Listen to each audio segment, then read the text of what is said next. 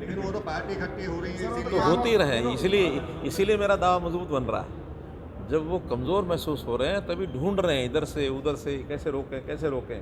जब कभी इस प्रकार के बिल्ले बटेर और बिल्लियाँ और सब भालू इकट्ठे होते हैं तो इसका मतलब ये होता है कि सामने कोई एक शेर खड़ा है, तो शेर का मुकाबला करने के लिए सब इकट्ठे हो जाए तब भी कर नहीं सकते हैं। कामों पर मोहर लगाएगी या इस तरीके की जो गठबंधन हो रहे हैं उन पर नहीं तो वो देखिए उनको अपना लगता होगा कुछ भी।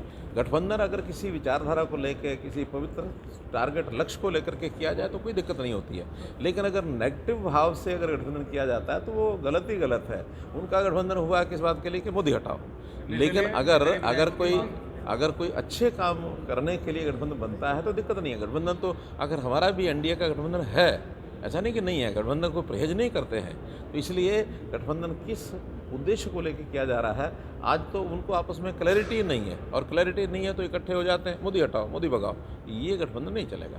वहीं आ गई है बीच में, तो इन सब गाँव में इंडस्ट्री के लोगों में लेबर्स को आने जाने में या और भी जो लोग उसका उपयोग करेंगे उन सब के लिए बल्लभगढ़ से और पलवल तक इस मेट्रो को एक्सटेंड किया जाएगा, ऐसे हमने घोषणा की है। उसका डीपीआर बनेगा और उस डीपीआर के बाद फिर मेट्रो कॉर्पोरेशन उसको बनाएगी। एक घोषणा आपने पहले भी की थी, कांग्रेसी सवाल इस बात को लेकर उठा रहे हैं फरीदाबाद से गुड़गांव के लिए, उस पर कोई काम शुरू नहीं हुआ है, इसीलिए इसको भी ऐसे ही ऐसा नहीं है। देखिए फरीदाबाद गुड़गांव जो हमने घोषणा की थी उसके बाद उसका डीपीआर बनाया गया था, तो शुरू में उसको रिजेक्ट कर दिया गया क्योंकि उसके ऊपर इतना ट्रैफिक फ्लो ये नहीं बताया गया। देखिए जब भी कोई चीज़ घोषणा की जाती है उसके बाद डिपार्टमेंट्स के अपने पैरामीटर्स होते हैं, अगर वो उसको वायबल नहीं होगी, अब ये नहीं लगता हमको वायबल नहीं होगी क्योंकि इसके ऊपर ट्रैफिक बहुत है, जो नेशनल हाईवे है इसका भी ट्रैफिक बहुत है और ये पूरा आसपास दोनों तरफ आबादी है।